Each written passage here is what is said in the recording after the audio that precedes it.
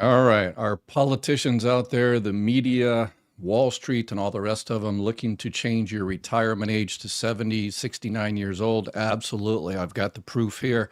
We're going to go through that. I'm going to show you some kind of midnight deals when they attempted to change the retirement age to 69 or 70. That happened earlier this year. We have to watch out for that. Right now, there's some videos out there, social media. I think it's AI generated that it says, oh, the full retirement age is 70 years old. Right now, no, it's not. And we have to make sure it doesn't change to 69 or 70 years old. What they are, a lot of these are foreign accounts. There's one out of Spain that does a lot of Social Security type stuff. They don't know anything about Social Security, but they get a bunch of clicks. The full retirement age is, fraud. It's 65, 66, 67. If you were born in 1960 or after, your full retirement age is 67 years old. However, what these social media people don't understand is there's what's called delayed retirement credits, where you can delay your retirement after your full retirement age and get 8% per year until the month you turn 70 years old. Once you turn 70, your benefits don't increase anymore because of your delaying. So it's delayed retirement credits. Your spouse, your current spouse, doesn't receive those delayed retirement credits, only a surviving spouse. So is the full retirement age 70 years old? Yes.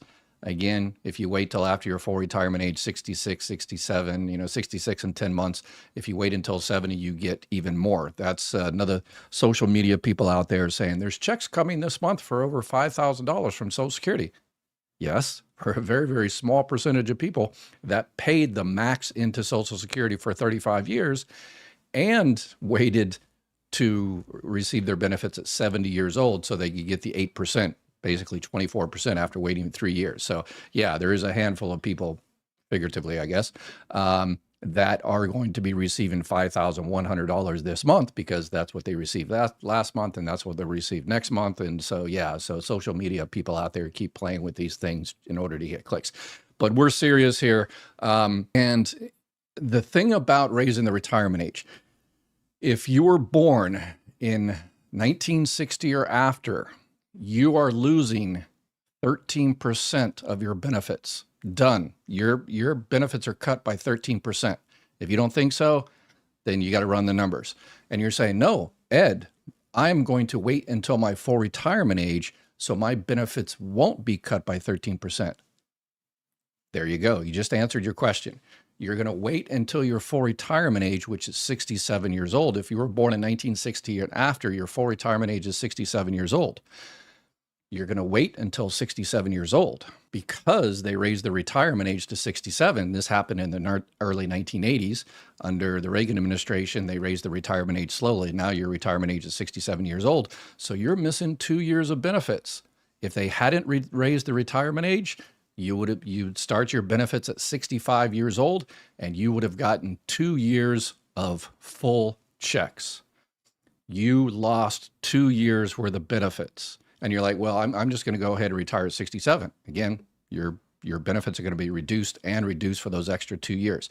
So that's how the numbers work. If you were born in 1960 or after, you've lost 13% of your benefits over your lifetime. If you wait till your full retirement age, you get the full benefit. You lost those 2 years. If you file at 65, you're getting a reduced amount because your full retirement age is not 65, it's 67. So that's how the math works, unfortunately. So our job, this is why I'm doing this video, our job is to make sure that politicians don't try to do this again and raise the retirement age. And the issue is that the trust fund is running out. And the trust fund is just savings, and savings invariably run out. And what's going to happen in 88 more checks, everybody's going to get a cut, everybody, of 23% cut if nothing is done. So we have 87 more months to jump on our politicians and get them to do something. We have been a total failure of this for the past 40 years. This is why we're in this predicament. And that's exactly why these politicians are starting to float these ideas. And not only the politicians, but we've got a lot of the media out there. So I've got a little clip today I want to go ahead and show of exactly what's going on. This one is on Fox News. So let's go ahead and listen to that. I mean, the national debt is rising at an alarming rate. It is now nearing $38 trillion. As you know, that equates to more than $326,000 of debt per American taxpayer. My economists are warning of a weakening American dollar, other impact as well. Your reaction to this and the solutions that we need? You bet. We have a very serious problem, and the first step is to actually talk about it honestly. Instead of politicians promising the sun, the moon, rainbows, unicorns, all sorts of things, we need to start talking about the situation as it is. Okay. All right. Good. We like that. Yes. We need to, politicians lie all the time. They make all kinds of promise. They trick us into, fraud, waste, and abuse. And as soon as they say those magic words, we can do, they can do whatever they want. If they say illegal alien, they can do whatever they want. Even though, anyway, that's a distraction. But she said, okay, we need to be honest. The number one thing, we need to be honest. And guess what? Then yeah, going to you already reach know. record levels of debt never seen in this country before in just a few years. The problems start with looking at where the growth in the budget is. The largest areas of growth come from retirement and healthcare, and disturbingly, interest on the debt, which is growing faster than any other government program. Now, the things that I'll say are the opposite of what politicians say because they're not willing to level with American people, but we have to fix Social Security. Okay. Yeah. So it's not the fact that we gave trillions of dollars of tax breaks to the most wealthy, the biggest corporations. That's not it. The issue is Social Security, which does not add one penny to that $38 trillion. Social Security does not add one penny to the federal deficit because Social Security is funded separately through your FICA taxes, your Social Security taxes. So it doesn't come out of the national debt. It doesn't come out of that. So she's saying, okay, we need to get our house in order. And in order to get our house in order, let's focus on the next door neighbor. All right. So she's not coming out to a good start here. And she comes up with some solution to fix Social Security. And here's a pop quiz. She's going to come up with 4 different solutions. And guess which one she decides to focus on? It becomes insolvent in 7 years. We need to look at reasonable things like means testing, raising the retirement age, lifting the payroll tax cap.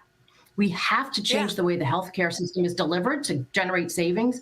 And we have $25 trillion in tax breaks over the next decade. We could limit a lot of those and help start to close this gap.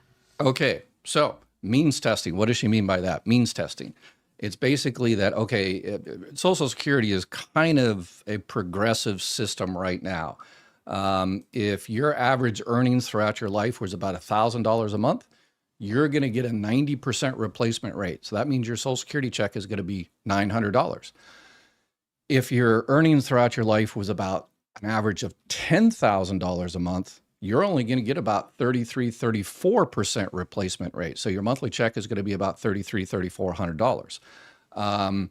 And so it's progressive. It's all, unless you're one of those federal employees that got advantage of the Social Security Fairness Act under Biden, which was a terrible law. They don't get that. They get extra percentage, which is, it's called the Social Security Fairness Act. It's completely unfair. But anyway, the other 97% of us, get those numbers. And so she's saying, okay, a means tested. She wants, there's ideas out there to go one step further and said, okay, hey, if you're receiving a Social Security check, but you've got millions of dollars and you got, millions of dollars coming in every year or something like that, maybe, you shouldn't get your benefits. Or if you have a spouse that's in that situation and it's still married and your spouse is getting, $2,200 from Social Security, maybe not get that. We'll put that back into the pool. So that's one idea, means testing. And is she going to talk about that? No, obviously. Hey, if you need help with Medicare, Medicare Advantage, Medicare supplements, Part D plans, make sure you reach out to my partners at Chapter Medicare. I looked for a place that would help y'all out, and Chapter Medicare knocked it out of the park. They've got excellent customer service. They look at every single plan in your area, and their help is always 100% free. Give them a call and they'll see if they can help you out, and tell them Dr. Ed said hi. She talked about the raising the payroll cap. The payroll cap is if you make under $176,100 this year, then you pay Social Security on every penny you make. If you make over $176,100, you stop paying Social Security FICA tax on all the monies after that. So that's that is the biggest issue. That's what my community here, that's the number one thing we advocate. And do you think she's going to talk about that? No. And then she says, hey, we've also got all these tax breaks for these billionaires and millionaires and these rich corporations that would just pass part of the one big for beautiful billionaire bill. Maybe we could roll back some of that and pay off the debt there. You think she's going to talk about that? So there's four things she could have talked about. And guess which one she's going to focus on? That's right. You passed the quiz. 100%. Yeah, it's a great point that you make, particularly about the Social Security age issue, because that seems like an easy one. It wouldn't affect the people who are very close to retirement. They're going to get what they expected. But younger people who may not even be expecting it, why not move the retirement age higher, given that we're living longer? This is the same thing they said in the 1980s. Hey, it's not going to affect you. It's going to affect your kids. And so they're expecting you to do the same exact thing this time around is, hey, it doesn't affect me, it affects the kids, future generations. Screw them. So this is exactly what happened in the 1980s. That one, most of the people in my community argue that raising it from 65 to 67, okay, we can see that. But anything beyond that is probably just too much. If you've got an easy job like they have, or like I do right here, sitting in front of the camera and talking, then maybe 69, 70. But a lot of people out there, my mother worked as a waitress in a breakfast diner. My father was a long distance truck driver. You just can't do that till 69, 70, 71 years old. Those manual jobs, you just can't do it. But the people that are making these decisions don't have these manual jobs, and they don't care about Social Security because it's just a small little pittance. One thing, the framing of this. So she talks about four different things, and then she immediately focuses on raising the retirement age, which will affect the poor people, vulnerable people the most, those people that don't have a lot of income. This has happened for decades. I'm giving an example here. If you ever watch a movie, sure, everybody's watched a movie, and you have the bad guy and the good guy, and the good guy is coming after the bad guy. And in order to get to the big bad guy, rich, genius boss, the good guy has to go through hundreds of henchmen, and he shoots them, kills them, cuts off their head with a samurai sword, whatever the case may be, and then finally gets to the big boss and then pins them down and says, well, I'm going to put you in, I'm not going to kill you because that's bad. And then I would be a bad person too. I need to make sure you face justice and stuff like that. He just killed the 100 poor henchmen, but the rich person, what's the difference? Well, the rich person is rich and has to, justice has to be served. You just killed these other 100 guys. They're poor. So that's the kind of mentality we've been kind of dealing with for decades, and this is books and all the rest of it. It's always it's the henchmen. They're poor. Who cares? But the rest of the people, we need to make sure they face justice. So that's the kind of mindset that a lot of us have. Absolutely. It could be win-win in terms of expectations. Yeah. When the program started, retirement age was 65, life expectancy was 62. So it made sense. Now the retirement age is up to 67 and life expectancy is in the 70s, 80s, 90s and growing quickly. Young people don't think they're going to get anything like you just said. So if we can lock in benefits, but you are expected to work longer, assuming that you're able to, they would come out ahead of where they think they're going to be. Nobody's touching current retirees' benefits. The AARP should stop trying to scare people and help become a part of the solution here. And we should talk about adjusting the program for the things that have changed in the way that we're all living our lives. So that's a great place to start. Everybody behind the scenes knows that it makes sense. It's just that politicians keep demagoguing it when it's a very reasonable policy. Yeah, and by the way, I have asked Frank Bisignano this same question, and it seemed to me that he was thinking about that, and that was certainly a serious contender on the table. Of course, Frank Bisignano, the head of Social Security Administration, was just promoted. Scott Bessent made him the new chief executive officer of the IRS. All right, yeah. So the current commissioner of Social Security went on a news thing and they said, hey, what are you doing to fix Social Security? And said, oh, everything is on the table. And they're saying a retirement age. And then they immediately had to walk that back because President Trump said, no, we're not going to raise the retirement age. So there wasn't it. So that's good. So the president is on record. So there has been attempts to raise the retirement age. This happened. Let me show you. This happened in January of this year, actually December. And when they passed that, Biden passed that terrible Social Security Fairness Act, Rand Paul, Republican out of Kentucky, and tried to add an amendment to adjust the early retirement age, to raise the retirement age to 69 years old. So that was an attempt. Luckily, that was kicked down, but this is probably how it's going to happen is one day we're going to wake up and, the next day and all of a sudden something was done in the middle of the night.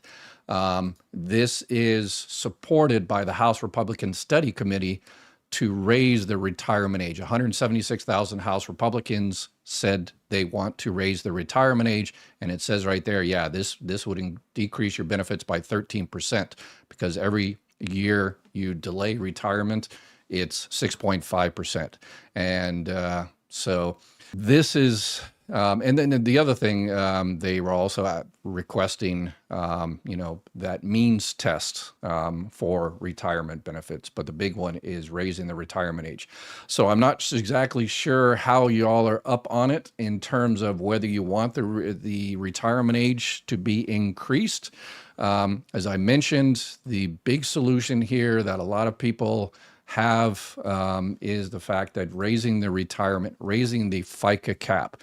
If you make $50,000 a year, you pay 6.2% into FICA on all $50,000. If you make $500,000 a year, you don't pay FICA tax on that money. And people say, well, if people, that make $500,000, $5 million, $50 million pay more into Social Security, they'll get more as a larger Social Security check. So their Social Security check will be, $200,000. No, again, the way the benefits are calculated, you have a 90% calculation, 32% calculation, a 15% calculation. They're called bin points. So that's what as I mentioned, if you make $1,000 throughout your life, your average, you're getting a 90% return, a replacement rate.